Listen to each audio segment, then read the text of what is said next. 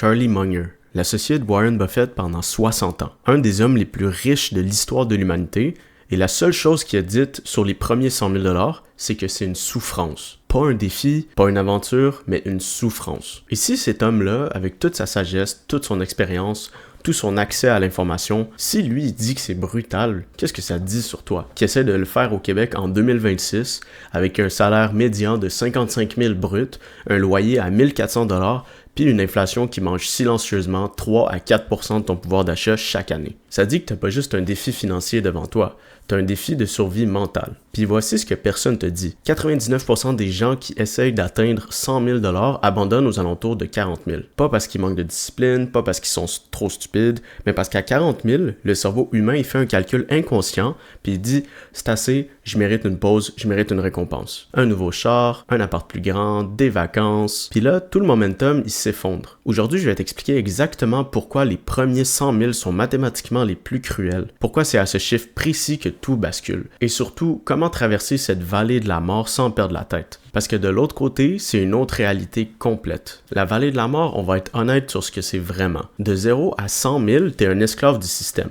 On va prendre un exemple. T'as 25 ans, tu gagnes 60 000 par année, t'es au-dessus de la médiane. Après impôt fédéral, impôt provincial, RRQ, assurance emploi, RQAP, ton salaire net annuel, c'est environ 44 000, soit 3 667 $ par mois dans tes poches. Maintenant, t'enlèves ton loyer, 1300 pour un logement correct en dehors de Montréal, ton épicerie, 450 $, ton char, 400 $, ton téléphone, internet, assurance, 200 $, tes abonnements, on va dire que t'es rendu à 2300 $ par mois. Puis il te reste 1000 $ à investir. 1000 $ par mois sur 12 mois, 12 000. Pour atteindre 100 000 au rythme d'épargne pure, sans rendement, tu as besoin de plus que 8 ans. 8 ans de discipline absolue. Aucune dépense inutile, aucun mois où ton char il tombe en panne, aucun mois où tu peux prendre des vacances. La réalité, c'est que pour la plupart des gens, ça prend entre 10 et 15 ans sans stratégie. Puis il y a beaucoup qui y arrivent jamais. On va dire que tu investis ton argent. Au début, la bourse, elle t'aide presque pas. Tu as 10 000 $ investis dans VFV ou XEQT. Après un an, 10% de rendement. Tu as fait 1 000 $. C'est bon, mais c'est moins que ce que tu économises par mois. À 25 000 $ investis, 10%, tu génères 2 500 $.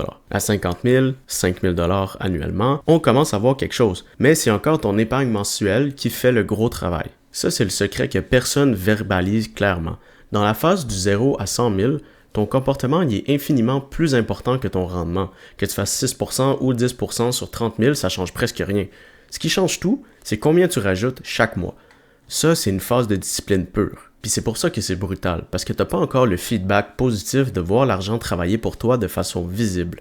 Tu fais confiance au processus dans le noir, sans confirmation immédiate que ça marche. La majorité des gens, ils peuvent pas endurer ça. Toi, après cette vidéo, tu vas comprendre pourquoi t'as pas le choix. Si on compare ça avec un avion, avant de quitter le sol, ils consomment une quantité absurde de carburant, les moteurs ils sont à fond, la résistance de l'air est au maximum, c'est le moment où le système travaille le plus fort pour le moins de résultats visibles. Puis, il y a un moment précis où la physique elle change de côté. La portance dépasse la gravité, puis l'avion quitte le sol. À partir de là, la résistance elle diminue, la vitesse elle augmente et paradoxalement, il consomme moins d'énergie pour aller plus vite. C'est exactement ce qui se passe avec ton patrimoine. Fais le calcul, tu as 100 000 $ d'investis dans un portefeuille diversifié, que ce soit exécuté, VFV, peu importe, ton rendement historique sur le long terme, c'est 8% annualisé. Première année, ton argent génère 8 000 $, sans que tu travailles, sans que tu négocies avec ton boss, sans que tu fasses du temps supplémentaire, sans que tu vendes quoi que ce soit. 8 000 $ qui apparaissent dans ton compte parce que tu possèdes des actifs. Au Québec, si tu veux une augmentation de 8 000 $ brut, après impôt, tu en gardes environ 4 400. Ton capital de 100 000 $, lui,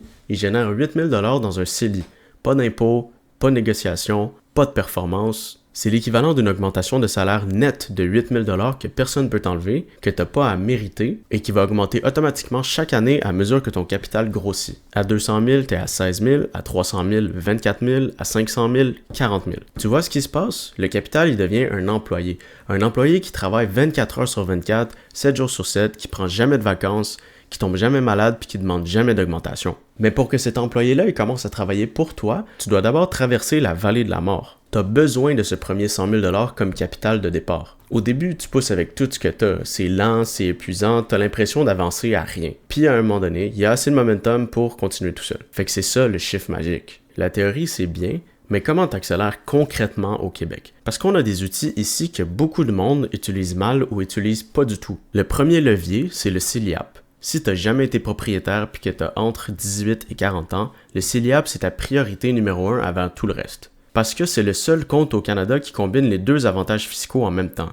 Et quand tu retires cet argent pour acheter ta première propriété, zéro impôt, comme un CELI. Fait que si tu maximises le CELIAP à 8 000 par année pendant 5 ans, tu accumules 40 000 de cotisation. Avec les remboursements d'impôts que tu réinvestis et un rendement moyen de 7 %, tu peux facilement atteindre 47 000 à 50 000 réels. Et ces 47 000 $ ils t'ont vraiment coûté combien de ta poche? C'est environ 28 000 $ sur 5 ans, une fois les retours d'impôts absorbés. Le gouvernement, il t'a essentiellement donné 19 000 $ pour avoir été discipliné. Utilise-le. Le deuxième levier, c'est le CELI. Chaque dollar qui croît dans ton CELI, les gains en capital, les dividendes, les rendements, c'est zéro impôt à la sortie, pour toujours. Si tu ne l'as pas maximisé dans les années passées, les droits de cotisation, ils s'accumulent. Pour quelqu'un de 25 ans en 2026, je pense que tu peux facilement avoir 50 000 de droits de cotisation disponibles. Et le troisième, c'est le REER. Mais le REER, ça dépend de ton salaire. Si tu gagnes en bas de 50 000 pour vrai, l'avantage marginal du REER il est limité parce que ton taux d'imposition il est déjà bas. Donc, prioriser le CELIAP et le CELI, c'est une décision plus intelligente. Si tu gagnes comme plus que 80 000 ou même 100 000, le REER il devient très intéressant